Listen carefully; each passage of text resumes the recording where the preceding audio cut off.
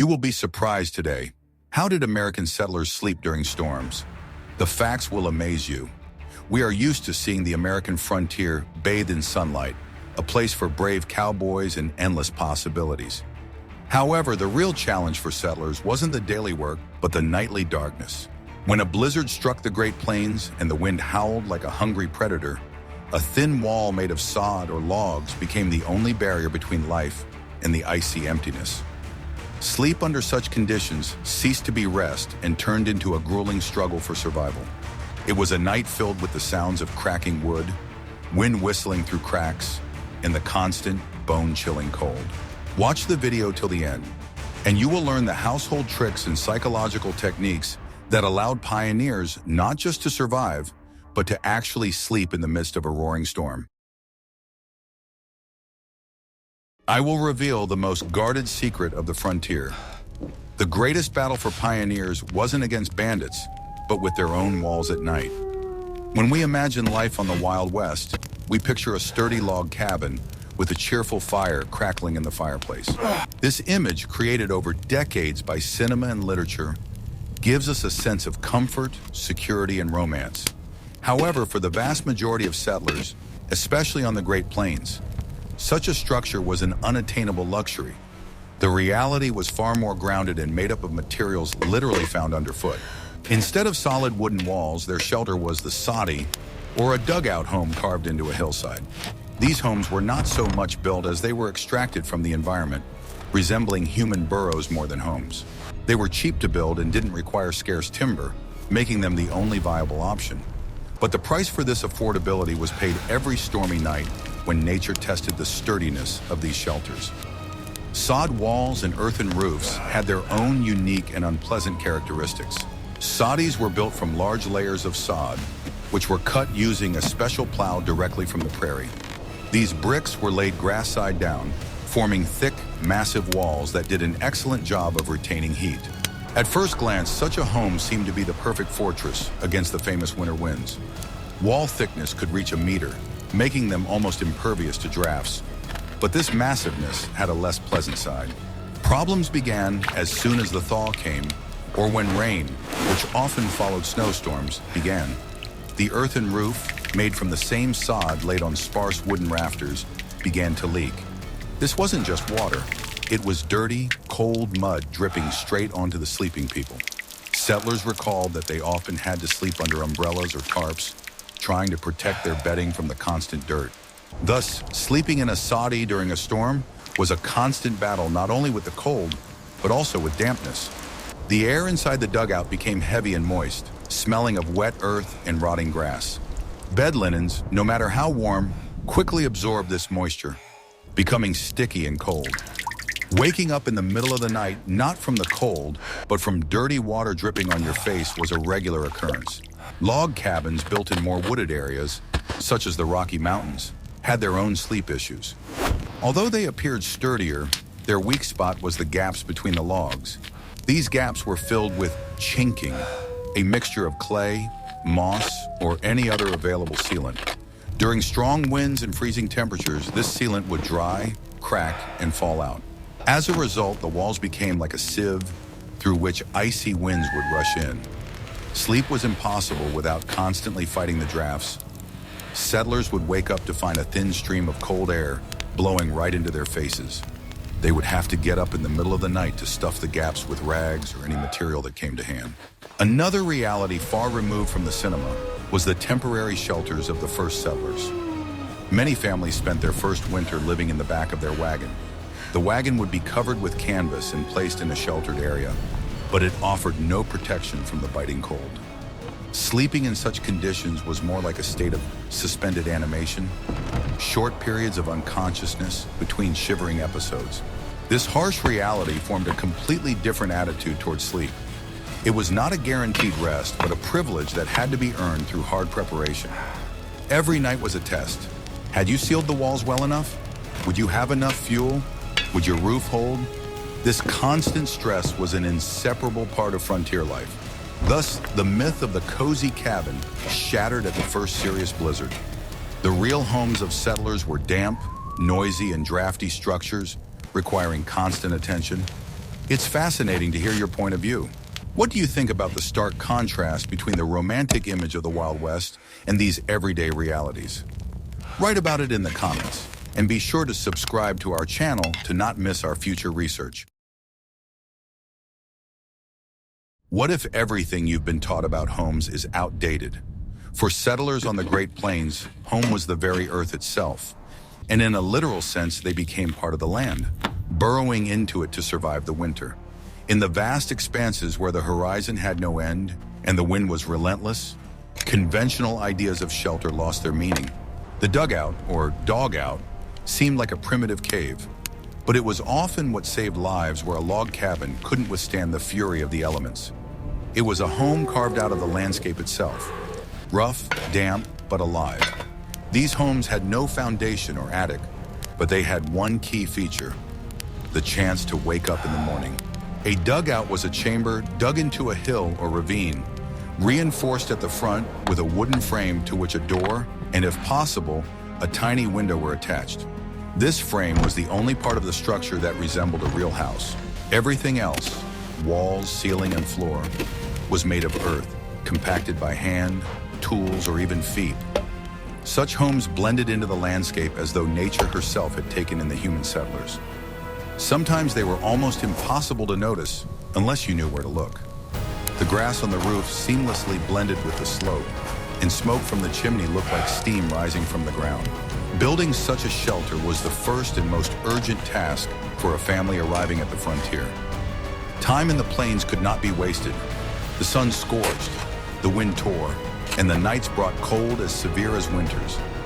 So a dugout was often dug the very day the wagon stopped at the chosen plot. This home cost almost nothing because it required minimal wood, the rarest resource on the plains.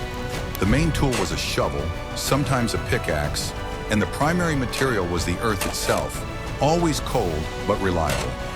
In the evening, after the work was done, the family could finally shelter under its weight and feel secure, even if surrounded by dirt. The three walls, ceiling, and floor of the dugout were made of dense, compacted soil, sometimes a mixture of clay and sod. The simplicity of this structure turned into its greatest advantage: geothermal stability. The earth did not freeze instantly and did not heat up quickly. When a blizzard raged outside, the wind howled, and the temperature dropped below 40 degrees. Inside the dugout, there was relative constancy, cold but survivable, near freezing. It wasn't warmth, but it was the line between life and death. Many settlers recalled waking up in their dugouts not warm but alive, and that was already a miracle. The roof remained the most vulnerable part of such a house. It had to be built by hand from whatever could be found. A few uneven logs, a layer of branches, then dense prairie grass, and a thick layer of sod and dirt on top. Over time, real grass, flowers, and sometimes even small bushes began to grow on this roof. The house literally grew into the hill from which it was carved. But this natural camouflage concealed danger. In spring, the roof could collapse under the weight of melting snow, and in winter, it could crack from the cold. Settlers repaired the roof every spring, stuffing cracks with sod and leveling out depressions. One of the most surprising properties of the dugout was its soundproofing. When the wind howled outside, screaming and roaring so fiercely that one couldn't stand on the plains, inside the dugout there was almost dead silence. The thick layers of earth muffled all sounds. Settlers sat by the dim fire, hearing only a dull, vibrating hum, as if the very heart of the earth was beating next to them. This created a strange feeling, a mix of anxiety and security. Outside, nature raged, but inside, it felt like the world had stopped. Many compared this feeling to being in the womb of the earth, under her protection, but also under her power. However, underground life had its own terrible price: water. In spring, when the snow began to melt, dugouts turned into traps for moisture. The walls would weep, with drops sliding down them and pooling on the floor, which turned into a sticky swamp. Sometimes the water level would rise to ankle height, and settlers would lay down boards to make a sort of platform to move around. The smell of damp earth, clay, and smoke became a constant background to their lives. Everything, clothes, bedding, tools, soaked up the moisture. Sleep in these conditions was a real test. The bed was a straw mattress stuffed with last year's grass or hay, lying directly on the earthen floor. By morning, it would have absorbed moisture from beneath, chilling the body like ice. People woke up, huddling under blankets, feeling aching bones and the whistling of cold in their chests. It's no surprise that chronic coughs and rheumatism were companions of nearly every frontier resident. Women tried to fight the moisture by burning more fuel, hanging clothes closer to the hearth, and placing stones under the beds to lift them off the ground. Ventilation was another problem. A dugout rarely had more than 2 openings, a door and a chimney. The air quickly became saturated with carbon monoxide and smoke, growing heavy and suffocating. Poor draft caused the hearth to smolder and the fire would go out, leaving a pungent smell of soot. Children often fell asleep inhaling smoke and woke up with stinging eyes. But closing the door or blocking the chimney was impossible. Otherwise, one could suffocate.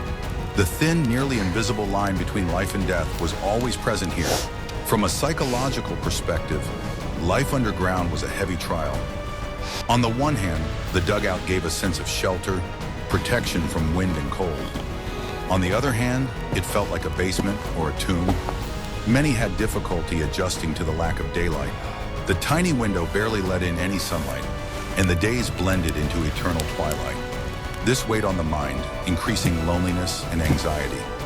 People wrote in their diaries that the silence of the dugout could be louder than the wind. It was that thick and oppressive. Still, the dugout remained the line between life and death. Without it, the family would not have survived the first winter. It was a shelter where comfort was sacrificed for survival. The ability to fall asleep to the deep roar of a blizzard, inhaling the smell of wet earth and pungent smoke, was the first lesson that every pioneer learned. The earth took them in, and they learned to accept her rules. But what if digging a burrow wasn't possible, and there were no trees around? Then people began building homes literally from grass and mud, as the next chapter will tell. Are you ready for the shocking truth about life on the plains? The walls of the homes where settlers slept were alive, and this is no metaphor. The sod house, or soddy, was the main architectural solution in the vast treeless expanses of Nebraska, Kansas, and the Dakotas. It was built from prairie bricks, dense layers of earth held together by grass roots, which were cut and stacked on top of each other. These walls were incredibly thick, often up to 1 meter in width. Such mass made them an ideal insulator. In the summer, the soddy was cool, and in the winter, it retained heat from the hearth. During a storm, the wind couldn't break through such a barrier. Unlike a log cabin where the wind whistled through every crack, a soddy was nearly airtight. A unique feature of such a house was the sound during a storm. The thick earthen walls acted as perfect soundproofing, absorbing the high-pitched howling of the wind. Outside, a blizzard could rage, but inside, settlers would only hear a low, dull hum, as if they were in a deep cave. This muffled sound created a false sense of security, lulling them into believing the storm was far away. However, the roof was the Achilles heel of this earth castle. It was made from the same sod layers laid over scarce and valuable wooden beams. This roof constantly leaked. Snow would accumulate on it in winter, and during thaws, it would melt and seep inside. Cold, dirty water would drip from the ceiling. Settlers often described how they had to place buckets, basins, and pots throughout the house to collect this water. The monotonous drip became the primary soundtrack to their sleep. Often, the roof would leak directly above the bed, forcing them to move heavy furniture in search of a dry corner. Many women would hang canvas or tarps above the bed, creating a sort of internal tent to prevent dirt from dripping on the sleepers. The sod walls, despite their strength, also brought surprises. Since they were made of unprocessed earth, life continued in them. During rains or the thawing of snow, the walls absorbed moisture and became damp to the touch. Sleeping with your back against such a wall was impossible. It would draw the heat right out of your body. Sometimes in the early years, grass continued to grow from the walls, especially on the inner side, where it was warmer. This added a surreal quality to their nightly life. Sleeping in such a living house required getting used to, and not everyone could tolerate the smell of wet earth, which became especially pungent during a storm. The weight of wet snow on the earth roof was a constant source of nighttime anxiety. Settlers would listen in fear to the cracking of beams, dreading that the roof would collapse under the pressure. Sometimes men had to go outside in the blizzard in the middle of the night to clear the snow off the roof, risking their own safety to protect their family from being buried alive. When the blizzard subsided and the sun peeked out, a new phase of problems began. The frozen mud on the roof would begin to thaw, and the leaks would worsen. The house, which had held up during the cold snap, would literally begin to cry with dirty tears. Sleep after a storm was often worse than during it. Thus, the night in a soddy was a constant vigil. It was not a battle with the wind, but with water and mud inside your own house. If you can relate to such a demonstration of human resilience in the face of domestic hardships, please like this video to support our channel. Guess what was the main problem in the famous log cabin, the symbol of the frontier? It wasn't the cold itself, but its treacherous and invisible agent, the draft. Log cabins, common in the forested foothills and Rocky Mountains, seemed like the epitome of reliability compared to dugouts. But this reliability was an illusion that shattered with the first serious storm. The structure of the cabin involved gaps between the logs. Settlers would fill these gaps, or chink them, using any available material.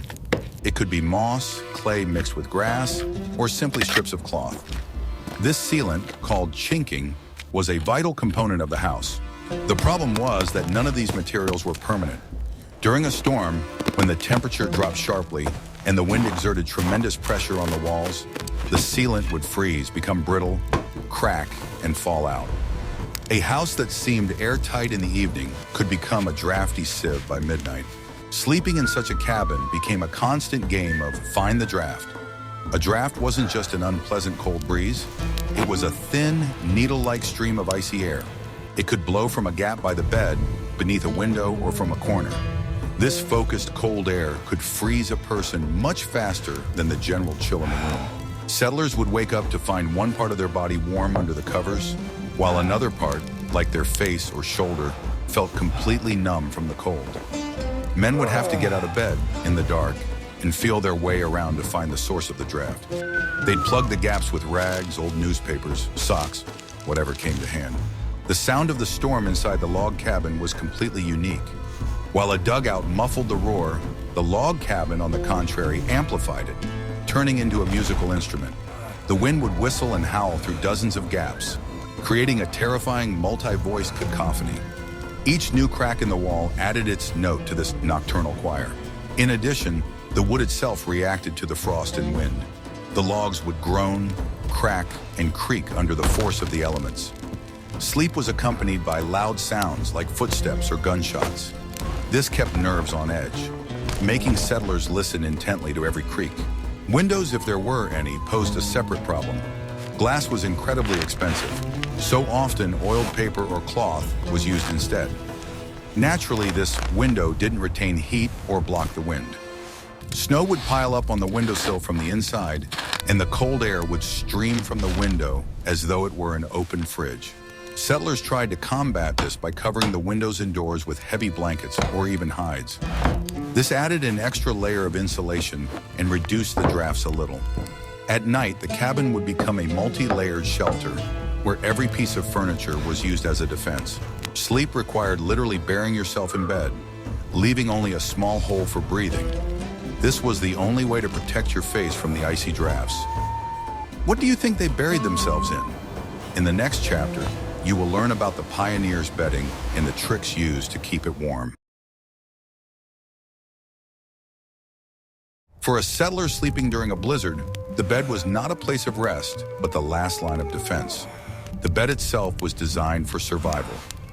Rarely could someone afford a luxurious spring mattress. Most slept on homemade wooden frames. The most common type was the rope bed, where tightly stretched ropes served as the slats. The phrase "sleep tight" comes from this. Over time, the ropes would sag, and they had to be tightened regularly with a special key to keep the mattress from sagging.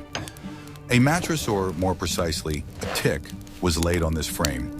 It was a large bag made of dense fabric, stuffed with whatever available filler was at hand. In the best case, it was filled with feathers, but more often it was straw, corn husks, or dried moss. Such a mattress was hard, lumpy, and made a loud rustling noise with every movement. Straw would compress quickly, and it had to be replaced and fluffed regularly. Additionally, this material absorbed moisture from the damp air of the dugout or cabin. Sleeping on a damp, cold straw mattress was extremely unpleasant, but it was better than sleeping on the bare floor. Next came the most important stage, covering. The key to surviving sleep wasn't so much warmth in the room, but keeping the body's heat trapped. For this, the principle of layering was used. The bottom layer could be a hide laid on the mattress to insulate from the cold rising from below. Then came the sheets, if they existed, though many went without. The main elements were blankets and quilts. Woolen blankets were valued like gold, as wool retains heat even when wet. They were heavy, prickly, but incredibly effective. On top of them, settlers would lay quilts, patchwork blankets that women sewed from any available scraps of fabric. The quilt was not only a source of warmth, but the only bright spot in their dreary lives, carrying a piece of civilization with it. If the family was lucky, they had a bison or bear hide to serve as the top cover. This was the warmest and heaviest cover, capable of blocking any drafts. People slept, literally weighed down by 10 to 15 kilograms of blankets and hides. Breathing under this mass was difficult, but it kept the precious heat inside. To warm the bed before sleep, special devices were used. The simplest was the bed warmer, a metal vessel with a long handle, resembling a skillet with a lid. Hot coals from the hearth were placed inside, and this warmer was used to press the cold sheets. This was risky, as a spark could ignite the straw mattress. A safer method was the use of bed pigs, ceramic or metal containers filled with boiling water and wrapped in cloth. These were placed at the feet to warm the most vulnerable part of the bed. If these weren't available, settlers would heat regular stones or bricks in the fire, wrap them in rags, and place them in the bed. People slept in their clothes. No one undressed to their nightshirt when a blizzard raged outside. People slept in whatever they wore during the day, only taking off wet shoes and outer clothing. Often, a nightcap was worn, or their head was wrapped in a scarf, as a lot of heat escapes through the head and the face was exposed to the drafts. The whole family often slept in one room, where the heat source was located.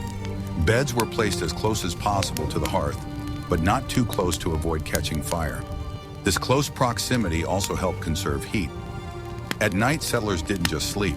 They collectively fought off the cold, using their bodies and all available materials as one heating system. Do you want to know the secret to survival, which was both a blessing and a curse? It was fire itself, the only source of warmth in the icy wilderness of the frontier. But managing this fire during the night storm was a complicated and dangerous task. Whether the hearth burned or not determined if the family would wake up in the morning. In the earliest and most primitive homes, such as dugouts, the hearth was open. Sometimes it was simply a pit in the center of the room, with a hole in the roof for smoke to escape. This system was horribly inefficient and dangerous. The smoke often filled the entire space, making sleep impossible due to suffocation and irritation of the eyes. A more civilized option was the fireplace, built of stone or clay. In log cabins, the chimney was often made of a wooden frame covered with a thick layer of clay, which was highly fire hazardous. The main problem with the fireplace was its construction. It radiated heat only in front of it, while the wide chimney would suck the warm air out of the house and pull in cold air in return. Sleeping by the fireplace was a peculiar experience. Those lying closest to it would be roasted on one side, while the other side facing the room would freeze. This led to restless sleep, constant turning over, and the need to stoke the fire.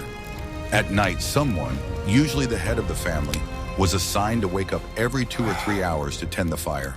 The real revolution in settlers' daily life was the introduction of the cast iron stove. This could be a kitchen stove, where they cooked, or a compact potbelly stove, meant only for heating. The cast iron stove was many times more efficient than the fireplace. It radiated heat in all directions, warming the room evenly. However, the stove had its own drawbacks, especially during a storm. The wind blowing into the chimney could create backdraft, and all the smoke would pour into the room. Even worse, a strong gust of wind could literally blow the fire out of the stove, causing it to hum and spit sparks. Sleeping near such a roaring stove was nerve-wracking, always accompanied by the fear of a fire breaking out. The main task was to keep the fire going throughout the night. If the fire went out during a blizzard, the room would cool down in a matter of minutes. Waking up in total darkness in an icy home, with the blizzard howling outside, was one of the most terrifying experiences. One would have to try to rekindle the fire in the dark with frozen hands. The stove required constant monitoring and adjustment of the damper. A too high fire could turn the stove and chimney red hot, risking a fire. A too low fire could go out completely. This turned sleep into an interrupted vigil, where one ear was always listening for the stove's breathing. Firewood or other fuel had to be brought into the house in advance, in large quantities. No one wanted to go outside to gather it during the height of a blizzard. The corners of the room were often piled high with logs, cow dung, or bundles of grass, which added smells and clutter to the home. Thus, the hearth was the center of nighttime life, but it required constant attention. It was a capricious deity, giving life but demanding constant sacrifices of sleep and fuel. What was it like to maintain this fire when there were no trees for miles around? In the next chapter, you will learn what resource was valued on the plains even more than food. The heart of the home was the stove, but the blood of that stove was fuel. In the forested areas of the Rocky Mountains or the East, this was relatively easy. Settlers gathered firewood. But on the Great Plains in Kansas, Nebraska, or the Dakotas, this problem became the main survival task. The prairie was an ocean of grass, where trees grew only in the floodplains of rare rivers. During a blizzard, the need for fuel increased exponentially. The stove had to burn day and night, or the home would freeze instantly. This meant that fuel reserves had to be enormous, and gathering it became an endless, exhausting task. Both men and women spent much of their time on this. The primary and most well-known fuel of the prairie was cow chips, or chips. In the early years, this was dried bison dung, which covered millions of tons on the plains. It was free, though unpleasant to gather. After the bison were wiped out, cow dung took its place, which settlers would gather and pile into neat stacks near their homes. Chips burned quickly and didn't give off much heat, but they were plentiful. They emitted a distinctive, sharp, but not overly unpleasant odor, which became an inseparable part of the atmosphere in the soddy. During a blizzard, the stockpile of this fuel, stacked by the stove, was the main indicator of whether the family would survive the night. When dung was unavailable or insufficient, anything that could burn was used. Settlers learned to use the very prairie itself. They would mow the tall grass, twist it into dense bundles, and use it as firewood. This was labor-intensive, and the grass burned almost immediately, requiring constant attention to the stove. Another source of fuel was sunflower stalks, which grew abundantly on the prairie. Their thick, dry stalks burned well, but they too had to be gathered and stored in large quantities. Any debris brought by the wind, any twig, it all went into the fire. Sometimes the only source of wood was railroad ties lost during the construction of the railroad. Settlers would travel miles to collect these tarred pieces of wood. This fuel burned hot and long, but it was extremely scarce, and the railroad companies strictly punished the gathering of it. During a storm, all the fuel reserves had to be inside the house. Going outside to gather more was tantamount to suicide. One could get lost just a few steps from the door. So the settler's home was often half filled with cow dung or bundles of grass. This created a fire hazard and added to the clutter. Sleeping in such a home was directly linked to the sound and smell of burning fuel. The rapid burning of grass or dung meant that settlers had to wake up and add more fuel almost every hour. It wasn't sleep, but a series of short breaks between shifts by the fire. The fuel problem was so severe that some settlers couldn't handle it and abandoned their plots. They could survive a drought, but not a winter without fire. The ability to find and burn anything that wasn't wood was a key survival skill. This constant scarcity determined how settlers slept. They couldn't afford the luxury of heating the house to a comfortable temperature. They heated it just enough to avoid freezing to death. Therefore, sleep always took place on the brink of cold, waiting for the next batch of precious, stinking fuel to burn out. Night on the frontier during a storm was not only a test of cold, but also a colossal psychological assault. The main weapon of the elements was sound. On the endless plains, where there were no trees or hills to break the flow of air, the wind would reach incredible speeds. It didn't just blow, it howled, shrieked, and moaned. For a settler lying in the dark of their flimsy home, this sound was all-encompassing. It pressed on the walls, shook the house, and worked on the nerves. It wasn't just noise, it was a constant reminder of the gigantic, uncontrollable force trying to break in. Falling asleep with such an accompaniment was incredibly difficult. In the log cabin, every part of the structure became a musical instrument. The wind breaking through microscopic gaps in the chinking would produce a high-pitched, shrill whistle. The logs themselves, under the pressure of the wind and the cold, would contract, producing loud pops and crackles like gunshots. These sudden sounds made settlers flinch and wake up in a cold sweat. The door and shutters, if they were present, would rattle and bang in their frames. Settlers would barricade them from the inside, propping them up with heavy furniture, but the vibrations still passed through the entire house. It felt as if someone huge was trying to break down the door. This created a suffocating feeling of siege. In a soddy or dugout, the soundscape was different, but no less alarming.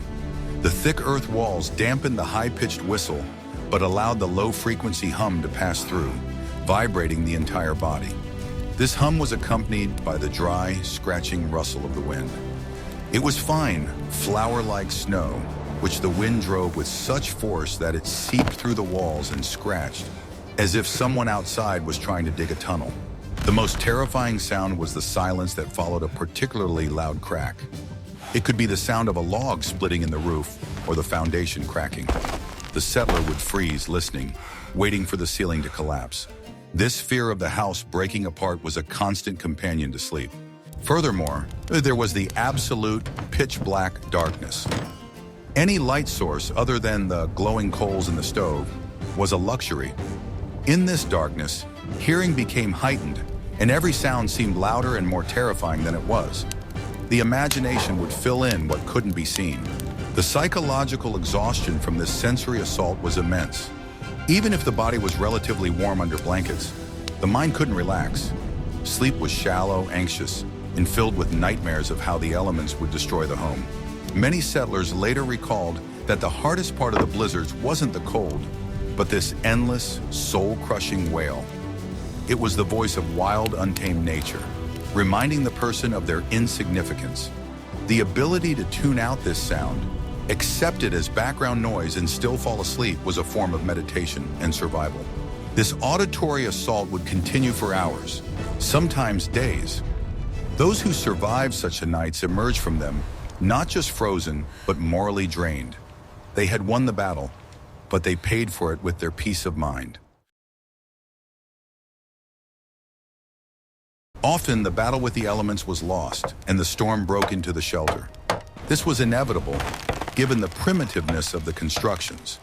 For settlers, the night turned from an attempt to sleep into an active fight to save the house and belongings.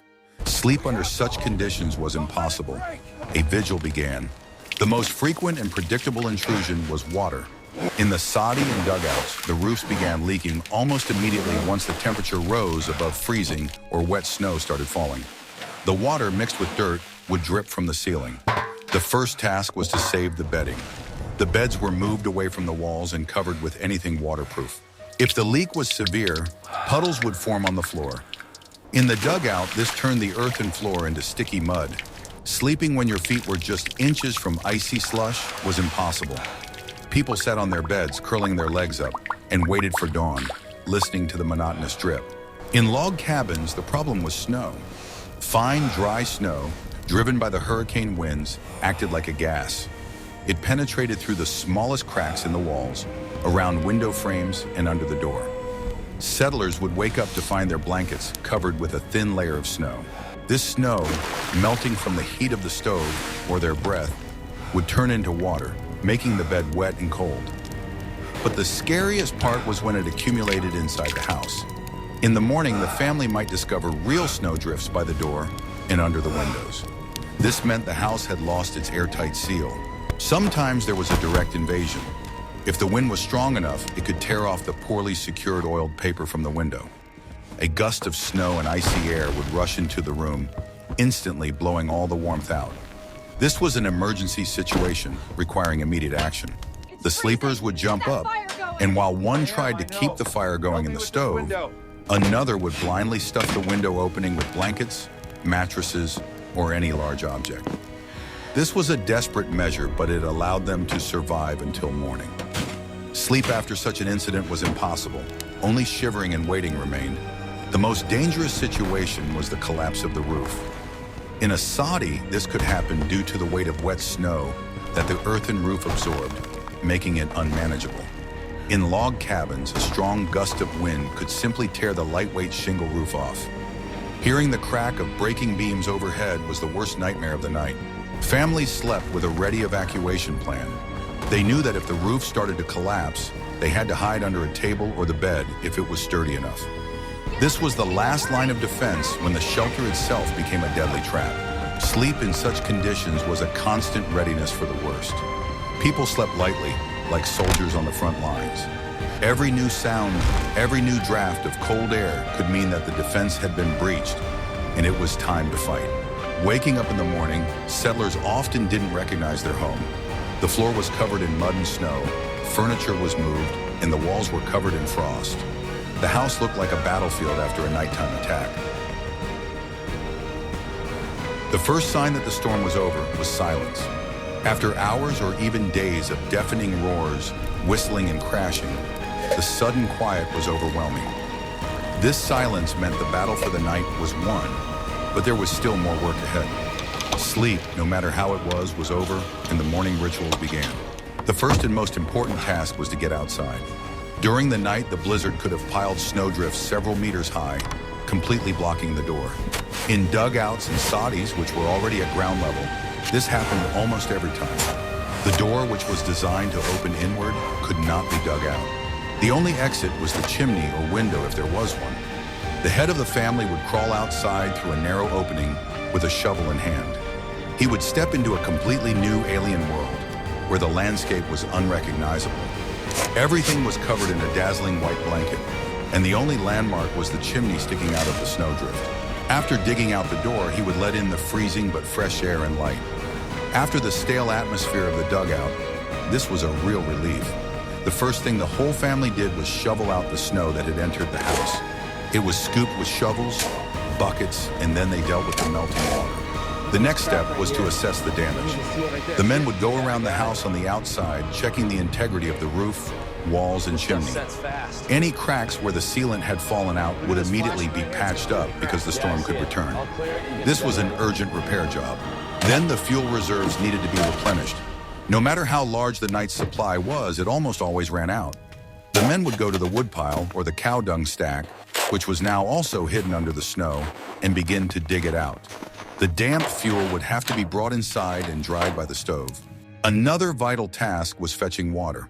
If the river or stream had frozen, they would have to either break the ice or melt snow.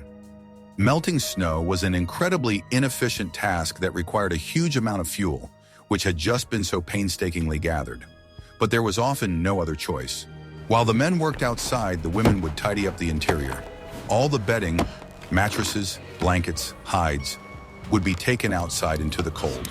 The cold would freeze out the dampness and kill the insects. This was the only way to dry out what had gotten wet overnight from leaks or melting snow. After the house was cleaned, the supplies replenished, and the bedding aired out, the family would gather around the stove for a hot meal. This was the first meal in a long time, and it was eaten in silence and relative safety. This morning ritual was as important as the nightly vigil. It restored order and brought a sense of control back to the situation. Sleep was merely a break in the endless cycle of battling the elements, and the morning was the beginning of a new round of that struggle. Nights on the frontier were not just a dark part of the day, but a regular, self-contained trial. Sleep was not rest. It was work requiring preparation, vigilance, and immense patience. The settler's home, whether a dugout, soddy, or log cabin, was not a quiet haven, but rather a ship in a stormy sea requiring constant management. We see that every detail of daily life was focused on one goal: surviving the night. Fuel choices, bed construction, multi-layered blankets, and even house positioning, all were part of a complex survival strategy. Settlers slept restlessly, listening for every crack and gust of wind, ready to spring up and patch their shelter. It was in these quiet but desperate nightly battles, against dirt, cold, and drafts, that the frontier character was forged. It was a victory not of brute force, but of domestic ingenuity and incredible resilience of spirit.